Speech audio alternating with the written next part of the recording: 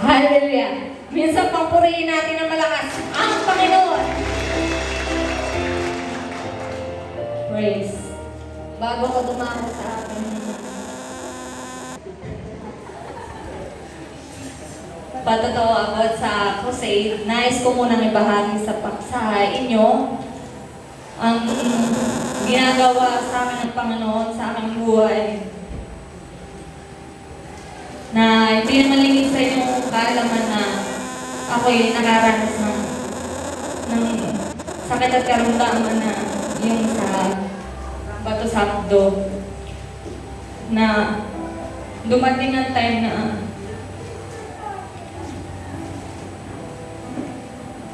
tila halos lahat ng kinakain ko, sumasakit siya. Dati hindi. May ultimong matamis, burger, pizza, lahat na lang. Parang ayaw na akong pakainin. Kinagabihan, aatake na ng sakit. Sobrang sakit pa naman niya. Tapos,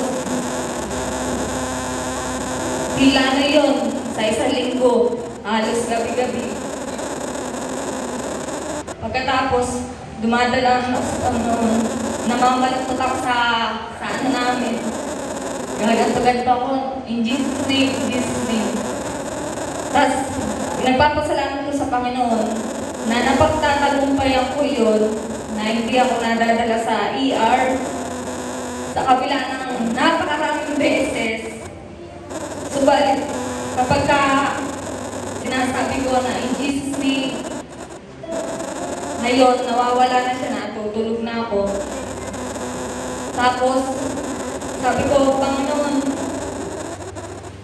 wala na po bang katapusan itong nararamdaman ko? Napakahirap. Napakasakit. Tulungan mo naman ako, Panginoon. Habang sinasabi ko, lumuluwa ako sa Kanya. Tapos sa iyo, dumaan ang mga araw na eto nga, nag-decide ako na talagang magpatuloy sa pagsama sa pag-Friday sapagkat alam ko na sa pagpatuloy kong pagsunod sa Panginoon, makakaranas ako ng kagalingan. May time na pag sumasama ako, hindi lang nila napapansin, siyempre matiisin. Umaatake ang sakit sa electric, pag-uwi, sasakit yan. Pero, nadoon ang pagpapatuloy. Ano yun, mga April, June, ayan. Tapos, dumating ang time na mula sa kadiliman namin nararamdaman na yun, patuloy kong dinala ko ng Panginoon sa kaliwanagan. Hanggang ngayon, kahit anong kainin ko, hindi na siya sumasakit. Purihin natin ang Panginoon. Pero, bagamat ganon, siyempre, bawal pa rin ng sobrang mamantika.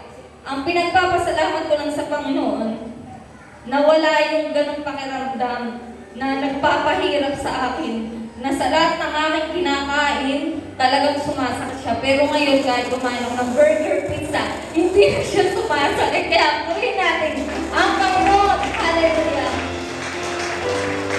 Tapos, ayun nga, tunay na ang Diyos ay Diyos ng himala. Kaya naman huwag tayo magsasawa na maghasik at patuloy na sumunod sa Kanya. At hayun na nga, heto na sa crusade sa Nueva Ecija, bago pa man yan, nung araw ng Friday, bago mag-crusade, nalimutan ko ng pangalan kasi ito ngayon. Ngayon si Brother Alfredo. Tunay na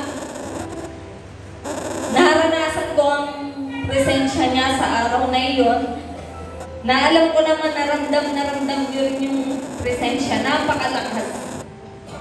At sa pag-awit, usually kasi siyempre sa pagod, minsan inaantok. Tapos, yung sa araw na yun, sabi ko nga kay Ruth, sabi niya, punta daw kami sa loob. Ako'y patang-pata, at sa labas na lang ako, baka ako matulog lang. Tapos, nung araw na yun, namangha ako sapagkat sa presensya na yun, talagang kahit anong pata ng katawan ko, gising na gising ako hanggang sa matapos. Kaya purihin natin ang Panginoon. Tapos, nung nandun na siya sa talagang umawit siya. This is the time to worship her. Ayun ang kinanta niya. Ramdam na ramdam ko yung kanta, yung awit. Ipinaloob ko ang aking sarili, yung aking espiritu sa kanta.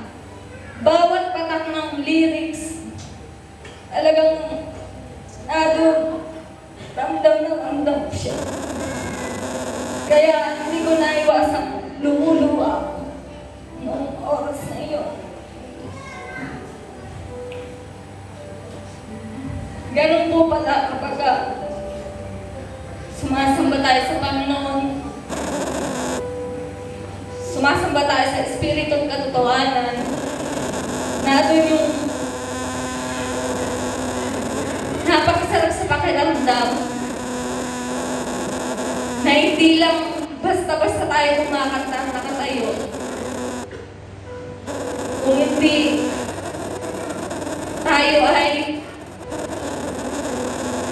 sumamba sa Kanya sa Espiritu at katotohanan, dami natin ang bawat sinasabi ng kanta na talaga namang mapapaluha ka. Kaya naman, naipalog ko na yung sarili ko sa oras na yun na talagang ako isasama sa crusade. Hindi ko pa man sinasabi sa aking asawa, subalit, naiyan ko na sa sarili ko na dahil sa naramdaman kong yun, talagang ako isasama na. Hindi naman linis yung kaalaman, ang asawa kasi, kung hindi natin kapanain. Hindi naman. Kasi pag nagbibigay naman ako, todo support naman siya. Hindi lang nga sumisigba. Minsan, siya rin ang, minsan ako'y napipilig din sa pagsunod. Kaya sabi ko, bahala na. Dahil sa naranasan ko ng gabing iyon, talagang naipalagay ko ng sarili ko na ako'y susunod. Ayan, dumating ang mga araw, kasi ito na, yun nga sa reclass. Kasi nung nagka-batch 1, talagang hindi kami nakasali doon ni na Ate Cheche. Kasi expired ang license ko. Tapos wala akong certification ng MAED. Yun, malaking points din kasi yung 10 points sa MAED. Tapos, sabi ko sa ma'am namin, ma'am, di po ako makakapag-reclass. Kasi wala po akong lisensya. May problema po ang aking LERS account. Hindi po ako makakuha ng schedule kasi po gawa dun sa aking pangalan, nagre-rematch. Sabi, ganun ba? Sige. Tapos, ayun nga, naipalagay ko na sarili ko na next year na kami magre-reclass. Tapos, hindi ko naman inasahan na may batch 2. Siguro para sa amin talaga yun kasi biglang nagka-batch 2. Siguro ginawa na rin yung way yun ni Lord para eto na nga yung isa kong hinihinging reward sa Kanya.